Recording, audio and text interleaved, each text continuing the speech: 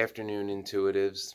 Didn't get a video up yesterday. Was busy cleaning out 2 rooms of this house because, damn it, I'm getting it on the market by March because you can't really sell a house over the winter. You know, things like death certificates and all the legal stuff that my lawyer's not helping with. You really can't speed that process up. So there's no sense in going faster because I'm not going to stay in this area once this is all done. And until I get this house sold, I'm kind of stuck here being the executor of the estate. And I'm not 100% sure where I want to go yet. Just saying, any sweetheart ENFJ girls out there that need a husband, I can cook and clean, and I don't have any children or ex-wives and no in-laws, huh? No in-laws. Yeah. EMT, if anybody were to get hurt. Don't know how that's relevant, but yeah, it has come in handy more than people would think. Off duty, a couple people owe their lives to me. Not that they'll ever repay that favor. Especially the one who's a multi-millionaire. I should have collected on that years ago, or let him die. Kind of feel guilty for some of the stuff he's done because, had I not Narcaned him all those years ago, some bad things wouldn't have happened. But alas, not clairvoyant yet. So, something that's been on my mind, and I've been dealing with it now, and it reminded me of a conversation I had with an ENFJ just a couple of months ago. So I want to get a video out about it. And it's basically how INFJs and ENFJs, and it manifests in different ways, but INFJs and ENFJs don't gradually decline. We nosedive, hence why I'm calling this INFJ, ENFJ nosedive. So both INFJs and ENFJs can take a lot of bullshit and keep on pushing and act like they're okay. Because the majority of people, they bullshit, gradual decline. Oh, they're not doing so good. They're not doing so good. They're really doing bad. INFJs and ENFJs, it's like, I'm okay. Nosedive. We're okay. I've said it for years. I'm okay until I'm not. So it's really hard to tell when I'm at my limit because, I can shoulder quite the heavy burden. And it's like, uh-oh, that last straw. It doesn't start to weigh me down until it's too heavy, and then it's too heavy all at once. I'll give you one guess how it manifests for the INFJ anyway. Any guesses? Well, I am sitting here by myself, so no one's going to answer me. But rage, the INFJ rage comes out. When I finally had too much bullshit, can't take no more. The rage comes, the fury comes, and ooh, is it terrifying when I finally say, enough is enough. I'm calling your ass out, and I can see right through you, and now everybody's gonna know the things that you think are hidden, but I can see them. Yeah, and particularly when you're dealing with borderlines and narcissists, they hate that. One, they think that nobody can see it, and two, you're ripping that mask off and crushing the facade. Now, that's at least serious damage, if not, depending on how you do it, who they are, and if people were suspecting things for a period of time, the jig is up. But not always the case. So that's, when an INFJ is too stressed out, taking on too much bullshit, being from narcissists or borderlines, life in general, can't catch a fair break. It's like the world's been against them for at least the solid 2 years, and they're being gaslit, and people are stabbing them in the back, and people have no empathy for him, things like that. Eventually, you get to a point where you can takes no more, and it all comes out at once. You kind of let it all out, everything that that's been weighing on you, that you've been shouldering and suffering in silence because, again, lack of empathy. And you're just supposed to be the one who can take 1,000 knives, emotional knives, in your body and be like, I'm okay. Ooh, what's that little scratch on your arm? I'll help you. Did a video about that too. That's why it's an awesome thumbnail. It has part of it didn't make it in, but the one with all the knives in his back is the INFJ, and he's like, oh, I'm so sorry for your little scratch. Yeah, that's pretty much how we're expected to be till the fury comes out. Similarly, hey, I said it right, with ENFJs, they can take a lot of bullshit too, and kind of for a different reason. INFJs, we can take a lot of bullshit because, introverts, we don't need anybody. We have trouble asking for help. I can do it all myself. ENFJs, People pleasers, people pleasers, yeah, people pleasers. So they're gonna keep taking more shit, trying to make the person happy, doing whatever they want, and slowly they start to sink. And you notice it; it's more noticeable with an ENFJ because they're so sweet and bubbly and happy, and then all of a sudden they're not. Then they're depressed, and then as the INFJ, you're like, "What did I do? Nothing. Why is she like that? I'm sad now." It's like, damn it, I relied on you to cheer me up. So, being the intuitive, we try to find out what happens. And with the ENFJ, they can take somebody's bullshit for so long. And normally, in their situation, because they have very hard time setting boundaries if they can at all, they eventually learn as they get older. But young ENFJs, yeah, not so much. So, who's ever pushing them, be it a narcissist, a borderline, abusive, person in their life, parent, boyfriend, friend, what have you, will keep pushing that border. That doesn't exist more and more. And the ENFJ, being the ENFJ, won't say anything. And they'll just keep people pleasing.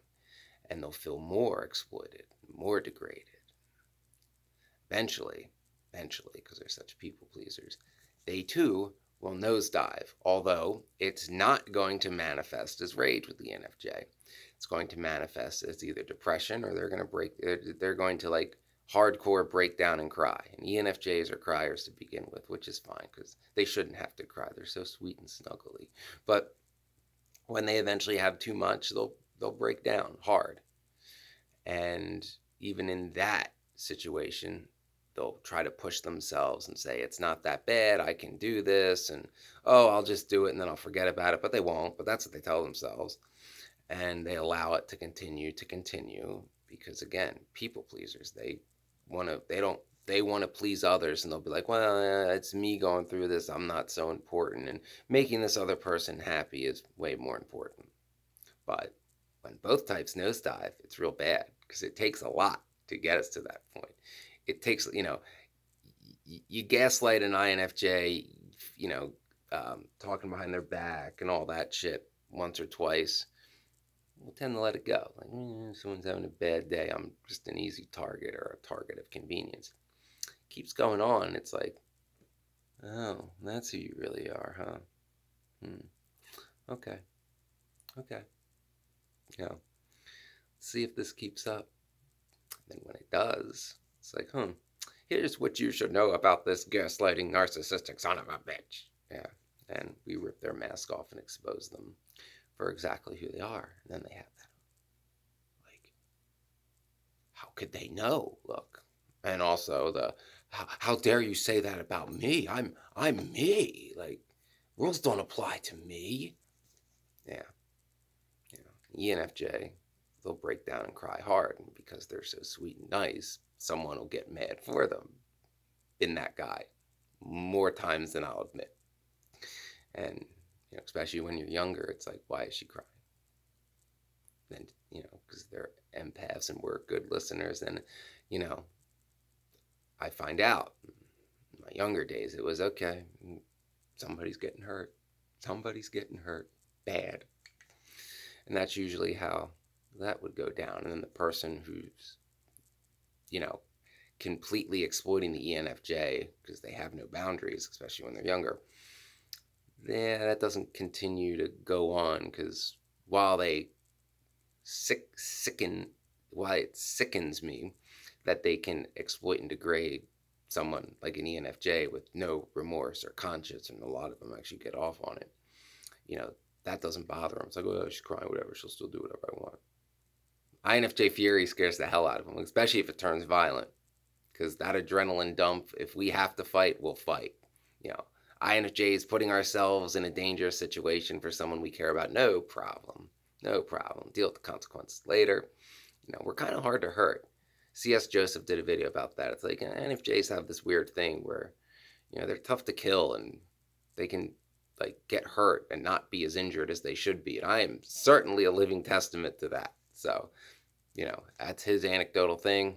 I'm an anecdotal example. I don't know how much truth is in that. But all in all, people have to be aware that, while INFJs and ENFJs are always there to help other people, people that know us have to keep a close eye as to what's going on. It's like, wait a minute, how much shit are they shouldering right now? Like, are they close to the edge and they just don't want to admit it?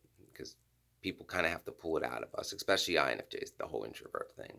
If you think an INFJ is like close to losing it, if you can see it, if they're not able to hold it in anymore, probably there. They're probably nosediving real soon. And if an ENFJ is all of a sudden not their usual happy, smiley ENFJ self, and they're all like, I'm ashamed of myself that I can't stand up for myself. That's bad, because if an ENFJ is willing to admit, like, wow, I really need to set boundaries, then it's bad. It's real bad. And they probably are looking for somebody to help them set boundaries or to protect them in some way, at least past experiences, for the most part, say that that's what they're looking for. Not always. Sometimes leave it alone. Just leave it alone. You got to use your own intuition. And that can be hard if you don't have all the facts. So it's something to be aware of with both types. Yes, if you are either type and you notice that, in long periods of turmoil and tough times that continue relentlessly, that you seem to be okay for a while until you're not, and then you crash all at once. Yes, that is normal for your personality type. Although I would still like to hear what everybody else thinks about this theory, because it is a little anecdotal. But nonetheless, that's why the comments are there, so you can discuss it and, tell me like, oh yeah, that's me, or you're fucking full of shit, kind of. So, as always, watch my older videos. They need views. Come on, do it. Come on. It's free. Please like and subscribe to the channel. Help the channel grow. Help it reach more people, because that's why this channel exists. Obviously, there's nothing fancy about it. It's a nobody talking into a microphone, hopefully giving validation and information that is useful to you. And I kind of look pretty-ish, depending. I'm getting old. And I wear my bumming it clothes in the house. But whatever, regardless. Just for the record. Please like and subscribe. Trust your intuition. If you are an INFJ or an ENFJ and you think you're close to the edge, if you think you are. And trust your intuition. If someone's trying to help you, you probably should let them, because you think you're hiding something. If they're at the point where other people are noticing, especially INFJs, people notice. People know you're close. It's okay to let people help you sometimes. I swear. I know. I don't like doing it either.